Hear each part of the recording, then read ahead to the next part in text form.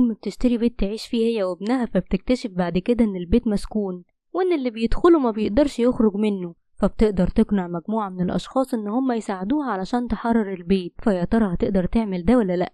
بيبدأ الفيلم بواحدة ست واقفة في بار ومش بتلاقي مشروبات، وبعدها بيجي راجل من وراها وبيعرض عليها انها تاخد المشروب بتاعه لانه كده كده مش بيشرب كتير، وبيقول لها ان اسمه بين وان هو عالم فلكي. وبعد فترة كبيرة بيكون بين متضايق لانه مجبر يعمل جولة سياحية لانه شغال مرشد سياحي وساب شغله القديم، وبيكونوا السياح مغرمين بالمدينة وعايزينه يحكي لهم قصص الاشباح.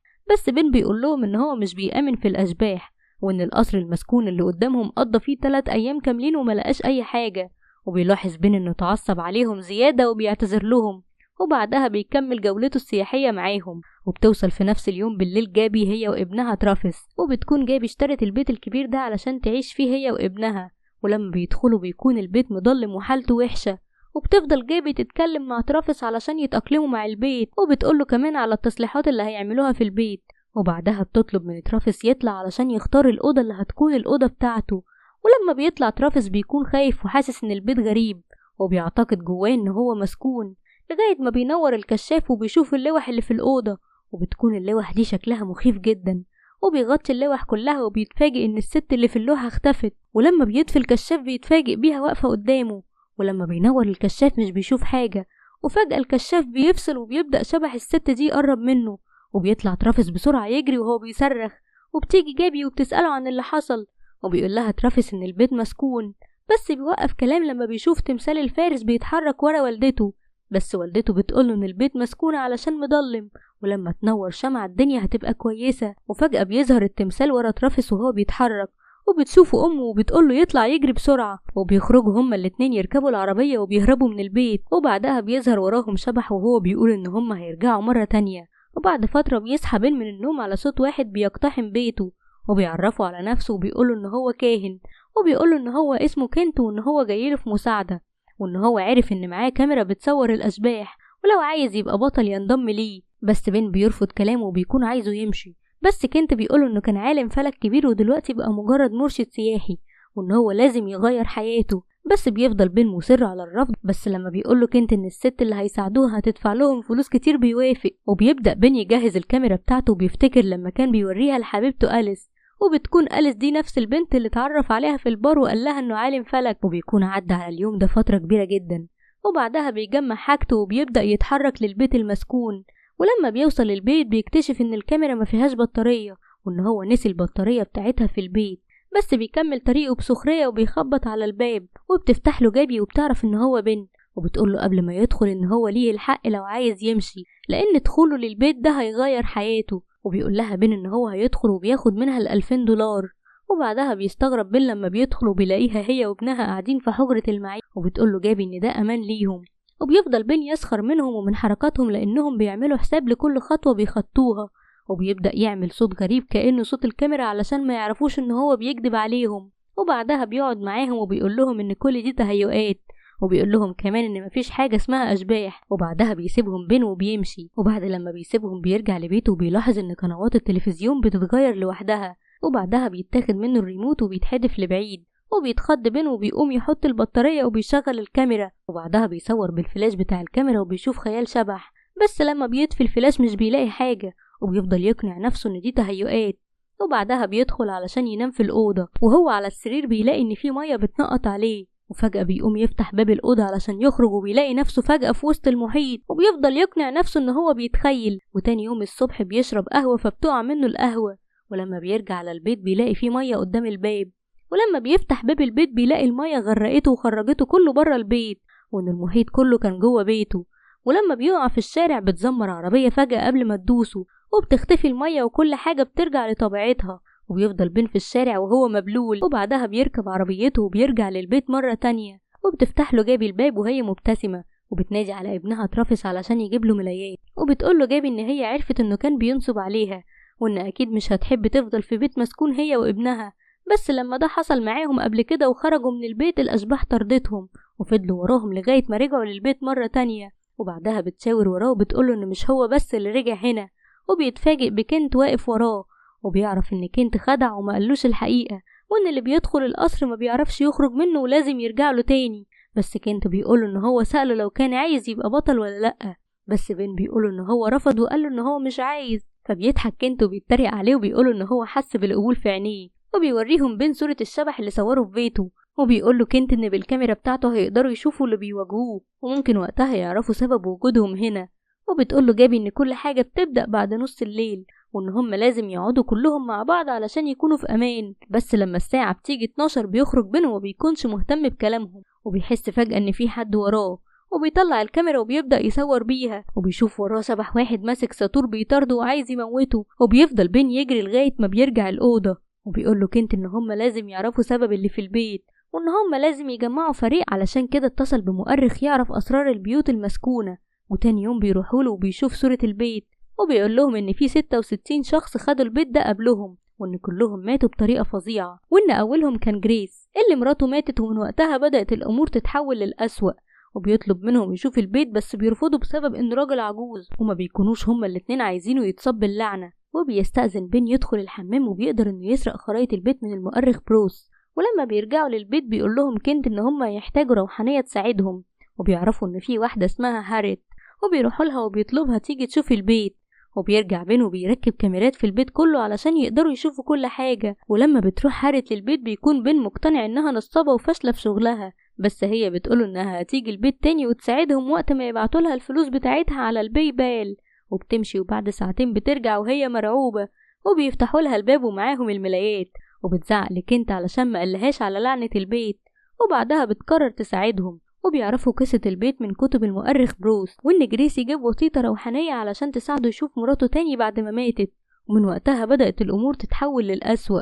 وبتعرف هاريت إن الوسيطة دي اسمها ليوتا، وبتقول لهم إنها أحسن وسيطة روحانية في العالم كله. وبيلاقوا رسالة كان بيطلب فيها جريس من ليوتا تيجي وتحضر معاه روح مراته في أوضة التحضير، وبيفضلوا يدوروا على الأوضة وبيقول لهم كنت إنه عرف مكانها. وبيروح للمبة وبيحاول يشدها بس بتتكسر، وبيكون فاكر كنت انها هتفتح باب سري زي ما بيشوف في الافلام، بس بين وقتها بيلاحظ ان عيون الست اللي في اللوحة شكلها غريب، وبيحط ايده جوه عينيها وبيعرف ان هما المفتاح، وبيتفتح باب سري. ولما بيدخلوا بيلاقوا الحنفية بتنزل زيت، ويولع بين فيه وبتنور الأوضة كلها بالنار. وبتطلب هاريت منهم يقعدوا كلهم ويسيبوها تركز. وبعدها بتقدر هاريت ان هي تحضر روح جريسي، وبيكتب لهم رسالة في ورقة وبيقول لهم ان هم لازم يكلموا ليوتا وان هي هتشرح لهم كل حاجة. وبعدها بيمشي وبيقول لها بنت تستحضر روح مراته، بس هاريت بتقوله ان مراته اكيد مش موجودة هنا.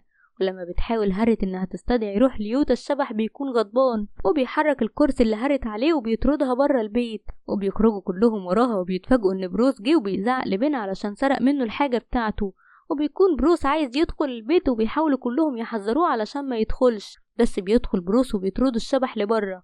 وبيروحوا المستشفى لان بروس تعب من الخضة لان العربية كانت هتخبطه على الطريق. ولما بيلاقي كنت وبين حاجة غريبة بتحصل في المستشفى وبيشوفوا آثار الأقدام اللي مليانة مية، بيقولوا لبعض إن هم لازم يمشوا من المستشفى بسرعة. ولما بيرجعوا للبيت هناك بتقعد هاريت وبتقول لبين إن المفروض يكون فرحان إن مراته مش موجودة، لأن ده معناه إن روحها عايشة في العالم التاني في سلام. وبيناموا كلهم وبيصحى بين بالليل وبيخرج والأشباح بيطاردوه، بس بيصحى من النوم فجأة وبيعرف إن هو كان بيحلم. وبيكتشفوا كلهم لما بيصحوا وقت منتصف الليل إن بروس مش موجود، وبيقرر بين انه يخاطر بنفسه ويروح له. وبتقوله هاريت ان هي كمان هتخرج معاه علشان تساعده. وبيلاقوا بروس وبيقول لهم ان هو كان بيدور على روح ليوتا وان هو مش لاقيها، وبيقترح عليهم يدوروا في العلية. وبيتطوع بين ان هو يطلع وهاريت تستنى مع بروس. ولما بيطلع للعلية بيلاقي صندوق خشبي بيكون عايز يفتحه، بس بتظهر روح ست قتلت 5 أزواج ليها قبل كده. ولما بتحاول تقتله بيقول لها ان هو عارف ان أزواجها كانوا يستاهلوا الموت وان هو متضامن معاها وحاسس بيها، بس بتتعصب الروح عليه وبتقرر ما تقتلوش وبتوقعه من العلية وبترميله الصندوق اللي هو عايزه. ولما بيرجعوا كلهم للأوضة اللي بيتجمعوا فيها بيتفتح الصندوق وبيلاقوا فيه كتاب تحضير، وبتعرف هاريت ان الكتاب ده بتاع ليوتا، وبيكون موجود في الصندوق ده بلورة. وبتظهر ليوتا جوه البلورة وبتحكي لهم على اللي حصل، وبتقول لهم انها كانت بتساعد جريس وان هم قعدوا يحاولوا يحضروا روح مراته كل يوم وقت منتصف الليل، وان هم استمروا في ده لمدة سنة، وان الجلسات دي كانت بتفتح يوم بعد يوم ابواب لاشباح كتير. واثناء ما ده كان بيحصل استدعوا كيان شرير ما يعرفوش لغاية دلوقتي هو مين. وفي الوقت ده كان بيوصل لجريس رسائل من مراته اللي بتطلب منه فيها انه ينضم ليها في العالم الاخر، وبينتحر جريس رغم تحذيرات ليوتا ان الرسائل دي كانت من الكيان الشرير. وبتقول لهم إن هو بيحاول يحبس أرواح كتير، وإن قوته بتكون عظمى في ليلة البدر، وإنه قدر يحبس لغاية دلوقتي 933 روح، ولو وصل لل1000 هيقدر يتحرر ويخرج من البيت ده. وبتقول لهم هاريت إن هم لازم يعملوا جلسة نفي، وبتعرف من ليوتا إن الجلسة دي علشان تحصل لازم يعرفوا هو مين، وبيعملوا الجلسة ديت باستخدام حاجة تخصه، وإن أكتر حد هيعاني من ألاعيب الكيان الشرير ده هو بن، لأن هو حزين والكيان ده بيتغذى على الحزن. وبيقرروا كلهم إن هم هيفضلوا جنب بن ومش هيسيبوه. وبتختفي ليوتا بسرعة لأن منتصف الليل جه وبيكون الكيان ده هيظهر.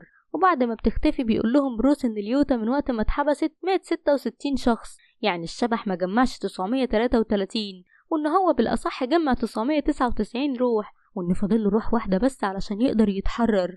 وتاني يوم الصبح بيتفقوا إن هم هيعملوا إسقاط نجمي علشان حد فيهم يقدر يحرر روحه ويدخل عالم الأشباح ويحاول يعرف مين هو الشخص ده. ولما بيعملوا الجلسة دي بتقول لهم هاريت إن هي لو غابت أكتر من 10 دقايق يضربوا على الجرس، وإن هي هتعرف ترجع ليهم علشان ما تتوهش جوه عالم الأشباح وتتحبس للأبد.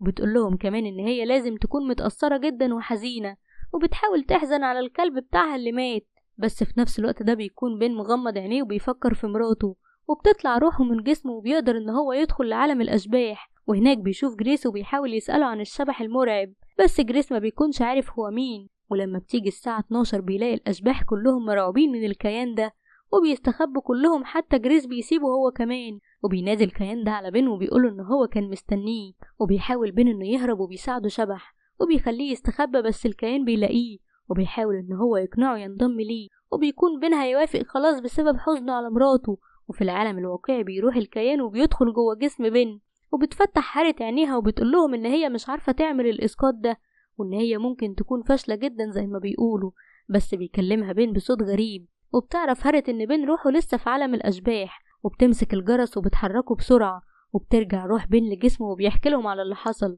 وبيقول لهم إن الراجل ده شرير لدرجة كبيرة، وإن حتى الأشباح بتخاف منه، وإن شكله محفور جوه دماغه من كتر ما كان مرعب. فبتيجي بعدها لبروس فكرة ممتازة، وبياخد بين وبيروحوا للقسم، وهناك بيقولوا إن بين اتعرض للنصب من واحد، وبيطلب من الضابط ان هم يشوفوا الرسام ويحاول يرسم لهم صورة الشخص اللي هم شافوه. وبيفضل بين يشرح له الشخص اللي شافه لغاية ما الرسام بيديله صورة الشبح اللي هو شافه. وبيعرفوا لما بيرجعوا للبيت ان الصورة دي لواحد اسمه ألاستر كرامب، وان هو كان طفل غريب، ولما ابوه مات ورث الحكم بداله. وبدأ بعدها يعمل حفلات ثرية جدا، واغلب اللي حضروا الحفلات دي اختفوا وملقوش ليهم جثة لغاية دلوقتي، لغاية ما في يوم انقلب عليه كل اللي شغالين معاه وقرروا ان هم يقطعوا راسه. وبيتقال ان قبل ما الفاس ينزل على راسه وعد الكل ان هو ينتقم منهم، وواضح ان هو وفى بكلامه وبقى قاتل كمان لما مات. وبيعرفوا بعدها مكان القصر بتاعه، ولما بيقرروا ان هم هيتحركوا ويروحوا يجيبوا حاجة خاصة بيه علشان جلسة النفي مش بيقدروا ان هم يخرجوا، وبيخرج بين الأوضة اللي بره اللي بيكون قاعد فيها ترافيس وبيلعب. وبعدها بياخد العنوان وبتتحبس هاريت وجابي وبروس في أوضة تانية، وفجأة بتتحول الأرض تحت رجل بين لرمال متحركة، وبيحاول يهرب بسرعة هو وترافيس. وبتتحول الأرض مرة واحدة البحر وبيكون فيه تماسيح، وبتحاول التماسيح دي إن هي تاكلهم، وبتشاور لهم لوحة من على الحيطة إن هم يمسكوا في النجف، وبيلاحظوا إن النجف بيتحرك وبيطلع لفوق، وبيكون التمساح طالع وراهم على الحيطة. وفجأة بتقول لهم الست اللي في اللوحة إن هم يبصوا للسقف، ولما بيبصوا بيلاقوا فتحة في السقف وبيخرجوا منها، وبيقع التمساح في المية وبيبطل يخرج وراهم. ولما بيخرجوا بيشوفوا كنت، وبيكون كنت لسه راجع من بره وما يعرفش اللي حصل، وبينطوا من البلكونة وبيطلبوا من كنت يمشي بسرعة من البيت وهيبقوا يفهموه كل حاجة بعدين. وبيتحرك بالعربية وبيحاول البيت انه يحبسهم، وبيبص بين في المراية وبيلاحظ ان في شبح معاهم من الاشباح اللي كانوا موجودين، بس ترافيس بيقوله ان هو ممكن يساعدهم زي الست اللي ساعدتهم في اللوحة. وبيتحركوا كلهم بعد كده للقصر، وعند جيبي بيقع بروس وبيكون هيفقد الوعي لانه شايف شبح ألاستر كرامب قدامه. وبيقدر بين وترافيس وكنت يوصلوا للقصر، وبيطلب من الشبح انه يفضل في العربية، وبيسمع الشبح كلامه. ولما بيدخلوا بيحاول بين يعرف من المرشدة السياحية ايه هي متعلقات كرامب الحقيقية، بس ما بتفيدوش بحاجة. وبيتكلم بين مع واحد من اللي موجودين وبيقوله الشخص ده ان في اسطورة بتقول ان راس كرامب لسه موجودة، وان هم ما قدروش يلاقوها من 150 سنة. وبيقترح عليه ترافيس ان هم ممكن يطلبوا مساعدة من الشبح، وبيدخلوا للأوضة اللي الشبح راح عندها، وبتكون الأوضة ديت بعيدة عن الناس. وبيشوف بين ان الشبح ده بيتفرج على برامج الصيد والبحر، وبيقوله يا قبطان، وبيوافق الشبح انه يساعدهم بشرط ان هم يودوه البحر. وبيوافق بين ان هو يوديه البحر، وبيطلبوا منه يكتب لهم على المراية عن كرامب، وبيقول لهم الشبح ان الروح الاخيرة لازم تكون بإرادة الشخص مش غصب عنه. وبيمشي كلهم ورا الآثار وبينزل الشبح لكهف صغير، وما بيكونش حد هيقدر ينزل غير ترافيس. وبيكون ترافيس خايف بس بيقرر ان هو ينزل. ولما بينزل الكهف السري ده بيلاقي جثث كل الناس اللي كرامب قتلهم، وبيقدر ان هو يلاقي الطاقية بتاعته واللي بتكون فيها راسه اللي مقطوع. وبيقدر ترافيس ان هو ياخد الطاقية ويخرج بسرعة. وبيرجعوا للقصر وهناك بيطلب بين من ترافيس يقعد في العربية، بس ترافيس بيقوله انه هيسمع الكلام وهيقعد ويحاول يتكلم مع ابوه. وبيفتكر بين كلامه مع ترافيس لما قاله ان ابوه بيحاول يتواصل معاه من فترة، وان ابوه عايزه يروح له بس امه هتزعل لو عرفت ان هو بيتكلم معاه. وبيقوله بين يفضل في العربية ويحاول ان هو يكلم ابوه ويسمع الكلام. وبيطلب من كنت ان هم يتحركوا بسرعة علشان يدخلوا القصر، بس كنت بيتردد وبيقوله ان هو ضحك عليهم وان هو مش كاهن، وان هو نصاب ومش هيعرف يساعدهم في اي حاجة، ولو حد عرف شكله هيكون وحش جدا. فبيقوله بين ان هو بيثق فيه وان هو ساعده قبل كده لما خلاه يجي هنا وحياته تتغير. وبيوافق كنت وبيدخل معاه.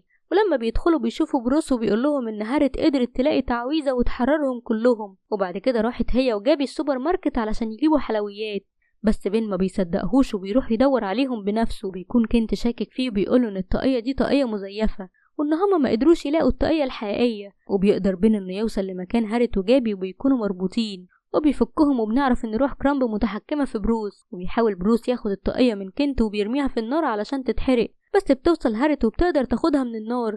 بس بيلاقوا القمر بدري وبيعرفوا ان كرامب في اعظم قوة ليه. وبيقول لهم كرامب ان اخر روح كان بيتمنى انها تكون روح بن، بس هو قدر ان هو يلاقي روح تانية. ووقتها بتفتكر جابي ترافيس وبتسأل عليه، وبيقول لها بن ان هو قاعد في العربية بيتكلم مع ابوه، بس جابي بتتصدم وبتقوله ان ابوه مات من زمان. وبيعرفوا ان كرامب بيتغذى على حزن ترافيس بسبب موت ابوه. وبتقرر هارت انها تروح تشوف ليوتا وان هي لازم تروح بسرعة علشان تطلب المساعدة منها. وبيروح بن مع جابي يشوف ترافيس، وبيقف كنت يواجه جيش الاشباح اللي استدعاهم كرامب. وبيتفق مع بروس ان هو هيشتت الاشباح وبروس هيحاول ياخد الطاقية من النار. وبيعمل كل واحد مهمته وبتروح هارت عند ليوتا، وبتقول لها ليوتا تحررها بتعويذة قوية جدا وان هي واثقة ان هي هتقدر تعملها لانها موهوبة. وبتطلب منها ما تسمعش الكلام الناس اللي بيشككوا في موهبتها. وعند بن بيقدر كرامب ان هو يشتت جابي عن بن، وبيوصل بن لمكان ترافيس وبيكون كرامب بيقنعه ان هو ابوه، وبيطلب منه ان هو يروح معاه. بس بيجي بن وبيقدر يقنع ترافيس ان ده مش ابوه، وبيقوله ان ده لو ابوه الحقيقي هيتمنى ليه انه يعيش مع امه ويكبر ويعيش حياته. وبيقتنع ترافيس بكلامه وبيخرجوا من البيت بسرعة، وبتحضنه امه. وبيقدر كنت انه يقنع الاشباح ان هم يساعدوه وان كرامب متحكم فيهم. وبيخرج بين لبره وبيلاقي ان كرامب استدعى كل الاشباح اللي هو يقدر يستدعيهم. وبيحاول كرامب وقتها انه يقنع بين ان هو يساعده وينضم ليه. وبيكون بين هيمد ايده ليه خلاص، وبيقدر بروس ان هو ينقذ الطاقية ويجي في الوقت المناسب. وبيتفاجئ بين بكنت وهو جاي ومعاه كل الاشباح وبيساعدوه. وبيحاول كرامب يقنع بين ان هو يضحي بنفسه وهو يسيب صحابه يخرجوا من البيت، بس على اخر لحظة بتوصل هارت ومعاها ليوتا وبيعملوا التعويذة على الطاقية وبينتهي كرامب للأبد.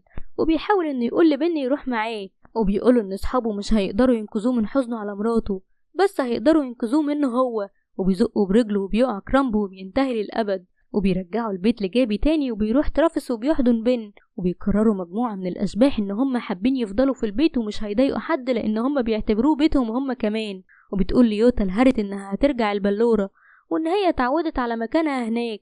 وبعد أيام بيكون بير خرج هدوم مراته من البيت وبيتبرع بيها، وبياخدوا كنت وبيروحوا بيودوا الشبح اللي هم وعدوه للبحر. وبعد كده بيروحوا البيت جابي اللي بتكون قدرت تلاقي شغل في مستشفى قريبة، وبيكونوا لابسين لبس تنكري بمناسبة الهالوين. وبتكون هارت أنجح وسيطة روحانية في المدينة. وبيجي بين يدخل البيت فبتوقفه جابي وبتقوله إن هو ليه الحق إنه ما يدخلش لأنه لو دخل البيت حياته هتتغير. وبيحضنها بين وبيقول لها إن هو حابب يدخل البيت معاهم. وبيدخل بين البيت وبيكونوا الأشباح موجودين وبيحتفلوا في الدور التاني. ولحد هنا بيكون خلص فيلم النهاردة.